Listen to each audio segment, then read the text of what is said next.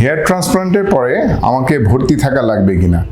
আমাদের এই সম্পূর্ণ হেয়ার ট্রান্সপ্লান্ট প্রসিডিওরটি একটা ডে কেস প্রসিডিওর, যেখানে আপনি সকালবেলা আসবেন এবং আপনার বিকালের মধ্যে হেয়ার ট্রান্সপ্লান্ট প্রসিডিওরটি সম্পূর্ণ হয়ে যাবে এবং তারপরে আপনাকে 48 আওয়ার্স পরে আপনাকে আমাদের কাছে আসতে হবে, যেখানে আমরা কিভাবে হেড ওয়াশ করতে হবে এই নতুন চুল লাগানো চুলগুলো সহ সেটা আমরা শিখিয়ে দেব। এবং এরপরে আপনাকে প্রথম 10 দিন একটু সাবধানে চলাফেরা করতে হবে, যেখানে আপনাকে আলাদাভাবে ওয়াশ করতে হবে,